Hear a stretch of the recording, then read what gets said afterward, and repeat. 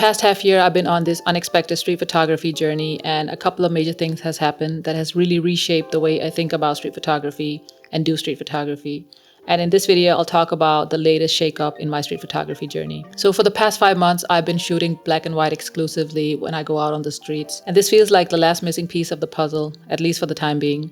So let me tell you about my experiences shooting black and white and why I believe it's the last missing piece. So before we get started, my name is Embreen, aka Hipster in Copenhagen. I'm a certified street photography addict. Welcome.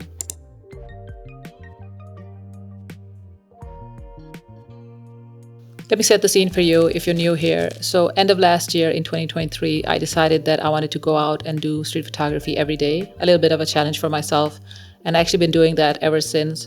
Fast forward a little bit, I discovered candid street photography and I really started to enjoy that.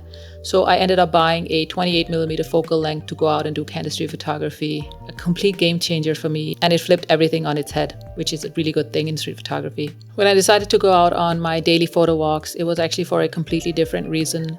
So back in 2023 and throughout 2023, I actually felt a little bit of creative burnout. I had long stretches where I didn't want to pick up my camera and I didn't feel like doing street photography at all.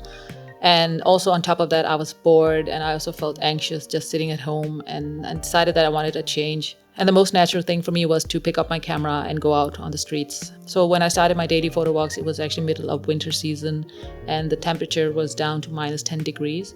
And just generally the weather was overcast, dull, gray. And that's actually how black and white photography came to be a part of my street photography journey. Shooting black and white is great, especially when the weather is not doing you a favor, and also because black and white removes color and the distractions coming from color.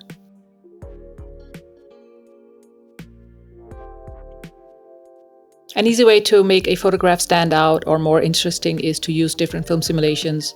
And because I do street photography using a Fuji camera, I have that option. I have a few film simulations that I've permanently stored on my camera. You can check out that video in the link below. And one of them is the Kodak Tri-X 400 black and white film recipe. I've actually tweaked this recipe a bit further because I like that punchy look, so those deep blacks and high contrast photographs. You probably noticed that black and white photographs tend to feel more classic, timeless, and artistic. Just think about some of the classic street photographs by some of the OG street photographers from back in the day. There's just something special about them, right?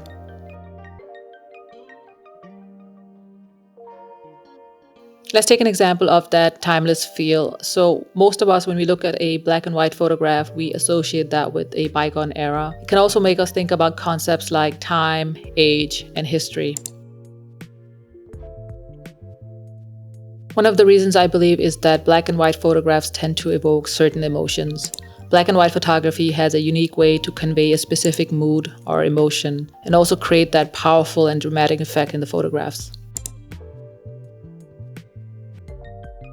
There has been a few benefits that came out of shooting black and white, but the biggest change has been that I started to see street photography differently. So what do I mean when I say seeing things differently? Let me explain.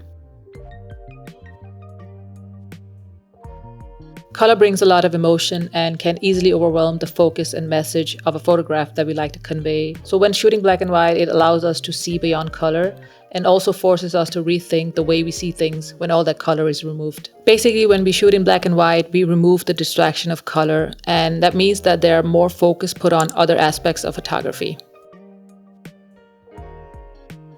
This way, I started to think more about storytelling, framing, and developed a stronger eye for composition.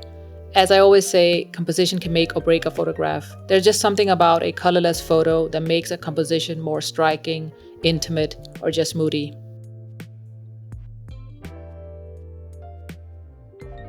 Shooting in black and white is not easy because emphasis is put on a handful but important elements. And those elements are subjects, shapes, texture, light, contrast, and composition. Shooting black and white is also useful when we want as much attention on a subject, object, or element in the photograph. When I mentioned before that I started to see things differently in street photography, I also meant that I started to pay special attention to a few important elements so much more. And those elements are light, shadow, and contrast. I'm actually a little bit surprised how much these elements can help create a unique and different photograph just by playing with the degree of light, shadow, and contrast and make a photograph more compelling. On the other hand, it's really interesting to see that taking out such an important element as color out of the context, it really puts focus on the other elements. Elements otherwise considered supporting characters if color were the main character. Black and white really shines a light, no pun intended, on those supporting elements. But to be honest, I just like the way my photographs look in black and white, and it really complements the type of street photography that I'm doing right now. I just want to mention how I do black and white photography. So in the beginning of this video, I mentioned that I use the film simulation on my Fuji camera, the Kodak Tri-X 400, but I also shoot real film. So I have this Ilford HP5 Plus 400, which is a great black and white film. And this film is less punchy than the Kodak Tri-X, and I really like that. And I use my dad's old USSR camera from back in the 60s, and it's a fully mechanical camera and it's still working. But it's quite heavy, so I don't take it out much, but when I do, I always have a black and white film in it. If you want to try out black and white photography and you don't own a Fuji camera or have a film simulation that you can put on, what you can do is that most camera brands have a dedicated black and white mode. So basically you can just turn that on and that will get you close to getting that black and white experience.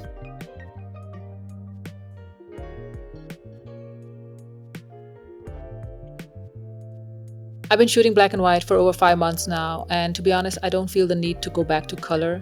I really like the look and feel of the photographs that I've been making lately, but I have decided that I want to continue shooting in black and white, but make it into more a dedicated photography project.